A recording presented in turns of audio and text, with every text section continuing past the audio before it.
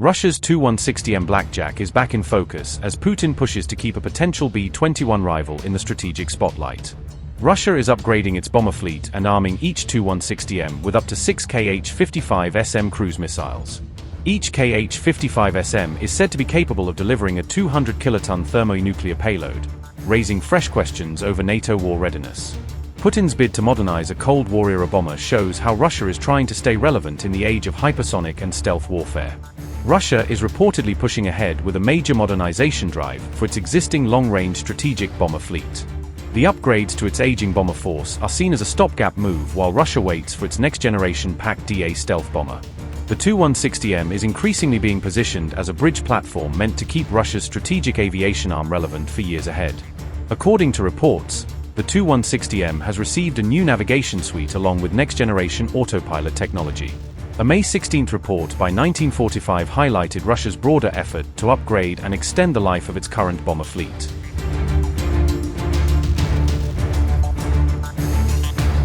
The Tu-160 first entered service during the Soviet era in the 1980s, and a major modernization program is now underway.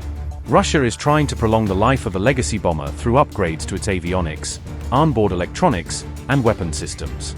The upgraded Tu-160M BlackJack bomber is reported to be armed with up to 6 Kh-55SM ground attack cruise missiles. According to 1945, each Kh-55SM cruise missile can carry a 200-kiloton thermonuclear warhead. Reports say the Tu-160M2 variant is also under development with an upgraded NK-32 engine and new jamming equipment. The Tu-160M2 is also expected to feature a digital cockpit and the NVI-70 radar, according to the same report.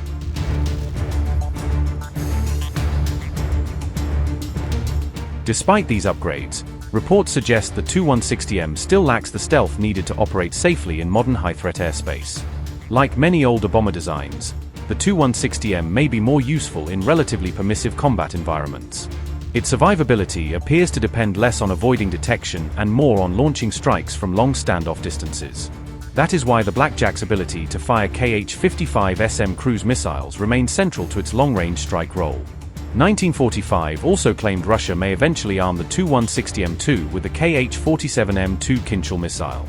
If that happens, the aircraft could evolve into a platform capable of hypersonic or quasi-hypersonic strike missions. Rostec is reportedly aiming to build about 2 new Tu-160M per year, with a fleet goal of 10 aircraft by 2027.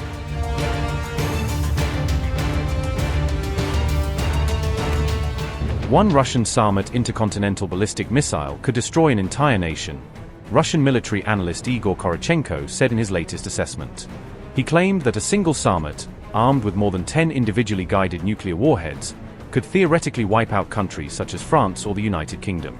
The analyst warned that the missile could be used if Russia judged that its national security or strategic stability was seriously threatened. Korochenko added that the Sarmat can strike targets via both the North and South Poles, complicating early warning and missile defense planning. His remarks were made as he spoke to Russian state media outlet Sputnik, which published his comments on the missile's capabilities.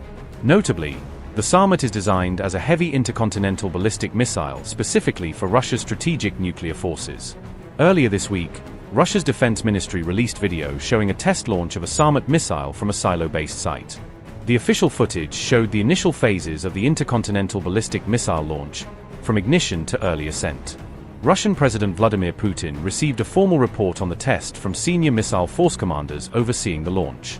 According to Russian reports, Putin then reviewed detailed information about the Sarmat test during a video conference with top defense officials. Putin said that Russia has greatly modernized its nuclear deterrent since the early 2000s, citing new systems introduced over the past 2 decades. He also described the Sarmat as the most powerful missile system currently in the world, highlighting its payload and range. The Russian president claimed that the missile's total warhead power exceeds comparable Western strategic systems by around 4 times. Work on improving deterrent forces resumed in Russia and has not stopped since the early 2000s. Back then we had no time for this. To put it bluntly, Russia was going through a very difficult period in its history. But after the United States withdrew from the Anti-Ballistic Missile Treaty in 2002, we were forced to, I want to emphasize this, we were forced to think about ensuring our strategic security in the new reality and the need to maintain a strategic balance of forces, parity. That is precisely why, I would like to emphasize this once again. Russia has begun work on the development of advanced systems that have no equivalent anywhere in the world and are guaranteed to overcome both existing and future missile defense systems. We are systematically implementing the Nuclear Forces Development Program established in response to this. In 2004, we began work on the intercontinental Avangard missile system. Since 2019, it has been on combat duty. Then we developed the medium-range air-launched Kinshal hypersonic missile, which has been on duty since 2017. It is already being used during the special military operation, but work on its improvement continues, including on accuracy in non-nuclear equipment. Since 2025, the medium-range ground-based Oreshnik missile system has been on combat duty, which can also be equipped with nuclear warheads.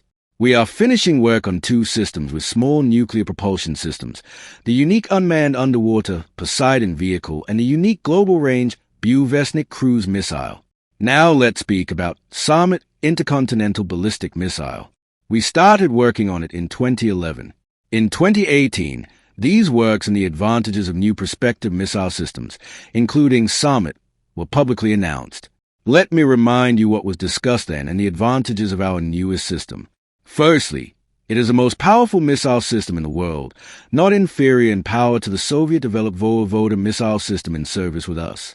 The total power of the warhead is more than 4 times the power of any most powerful existing Western counterpart.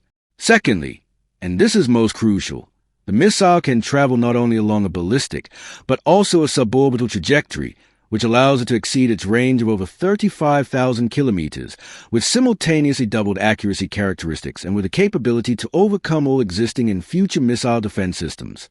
By the end of this year, Sarmat will be put on combat duty. Congratulations to the Defense Ministry, all participants, researchers, engineers, defense industrial complex production organizers, prime contractors on this major event and infallible success. Thank you for your work in strengthening Russia's defense capabilities. Good afternoon, Sergei Viktorovich. Can you hear me? Good afternoon, Supreme Commander-in-Chief. Please, go ahead, Sergei Viktorovich. Comrade Supreme Commander-in-Chief, today at 11:15, the Strategic Rocket Forces conducted a test launch of the latest heavy liquid-fueled intercontinental ballistic missile Sarmat. The launch was successful and achieved all objectives. The test results confirmed that the design and technological solutions adopted were accurate and that the missile system meets the specified performance criteria. The ground-based strategic missile system with an intercontinental ballistic missile Sarmat is being developed to replace the Soviet-made Voyvoda system. The Sarmat surpasses its predecessor in combat capabilities, especially in its flight range, payload capacity, operational readiness, and anti-missile defense capabilities, which ensure it can reliably evade existing and prospective anti-missile defense systems. The system is being developed by the joint Stark company Makiv Rocket Design Bureau in collaboration with the industrial sector.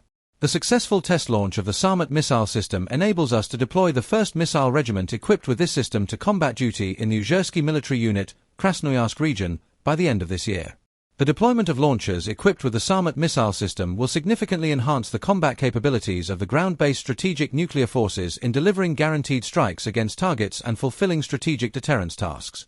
The task set for this launch has been completed. We will now proceed with the tasks related to putting it on combat duty. Report finished.